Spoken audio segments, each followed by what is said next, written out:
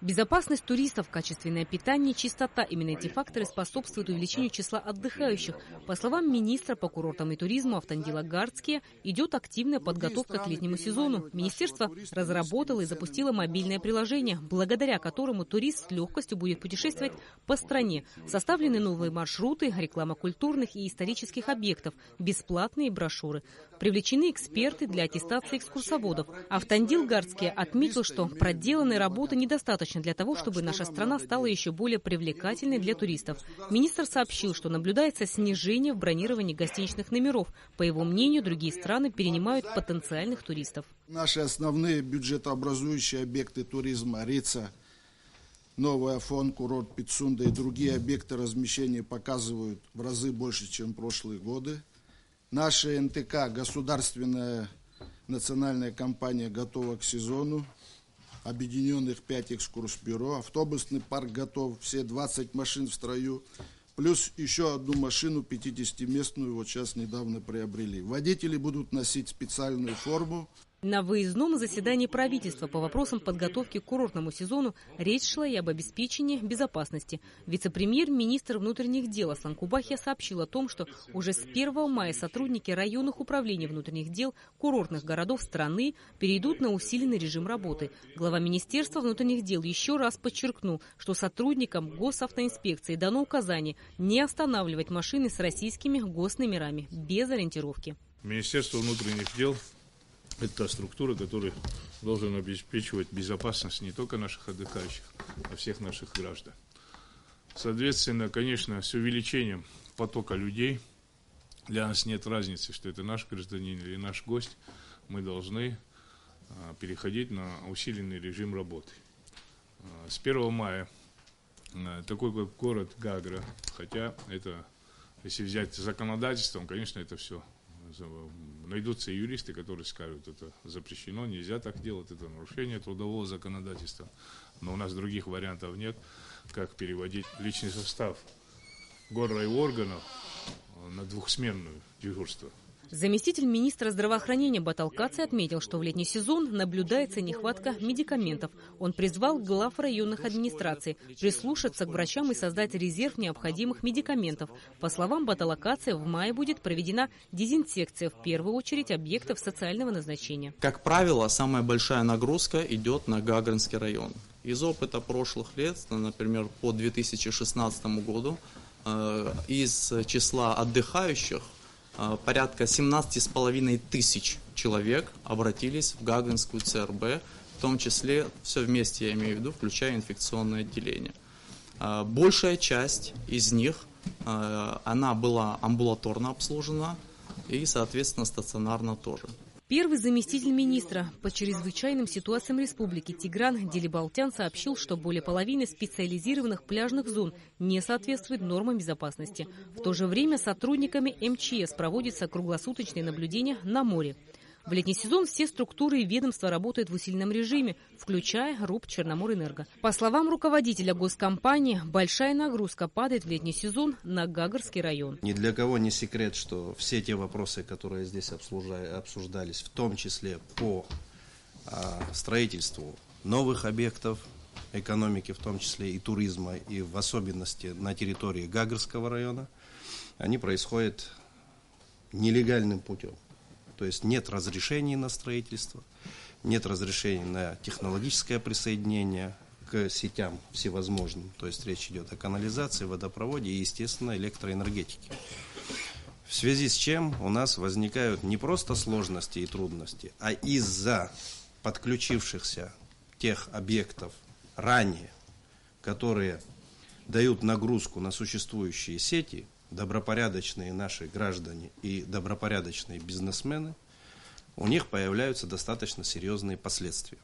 Последствия заключаются в том, что обесточен целый регион, оказывается. В особенности, когда у нас появляются пиковые летние нагрузки. Заместитель руководителя администрации президента Адгур Лужба поставил вопрос о том, что результат курортного сезона в цифрах у всех разный. Он убежден в том, что большая часть доходов курортной сферы находится в тени. У нас финансовая результативность достаточно низкая. И можно со всей ответственностью сказать о том, что большая часть доходов, которые сегодня находятся в туристической сфере, находится в тени. Элементарный пример. Министерство по курортам и туризму выдало 104 лицензии на курортно-туристическую деятельность. Средства размещения. Если зайти в интернет-ресурсы, у нас порядка 500 объектов себя позиционируют в качестве предоставляющих туристические услуги размещения. Вопрос, а где они все на бумаге? Какова их результативность? Что они дали нам в бюджет? Возьмем вопрос прибыли. Прибыль была запланирована в 2015 году 422 миллиона рублей. При плане в 2016 году 288 миллионов рублей. Фактически 423. Значит, погрешности планирования тоже приводят к погрешностям расчета доходов и расчетов налоговых платежей, которые должно было получить государство от этого. Потом планы перевыполняются, показатели зашкаливают за 100, и мы говорим, что мы хорошо поработали за текущий год. На самом деле, не всегда это далеко правильно, и я думаю, что в этом плане нам всем вместе надо было бы более дружно поработать. Глава государства Рауль Хаджимба выразил уверенность в том, что туристов в 2017 году в Абхазии будет не меньше, чем в прошлом. Однако для того, чтобы удержать отдыхающих, необходим более качественный сервис. Президент также напомнил о крупных туристических кластерах на территории Российской Федерации, которые составляют конкуренцию республике. Вы видите, сколько, как говорится, задач решается в Крыму, сколько сделано рядом по соседству в Краснодарском крае. В конечном итоге мы с вами будем получать мизерное количество людей. И в большей степени это будут однодневки, которые будут приезжать на наши объекты, которые интересны, которые действительно уникальны, таковых, может быть, там нет, но того туриста, которого мы действительно хотим иметь и обслуживать, как вы сами заметили, который приедет в наши дома отдыха, в наши объекты туристической сферы, будет становиться меньше. Глава государства коснулся вопросов выявления укрытия реальных доходов. В этой связи Рауль Хаджимба отметил, что электронные средства контроля, по примеру посещения Новоафонской пещеры, будут установлены как в Рицинском реликтовом национальном парке, так и в других туристических объектах. Все на то, что было здесь обращено внимание, требует определенных воздействий, контролирующих структур.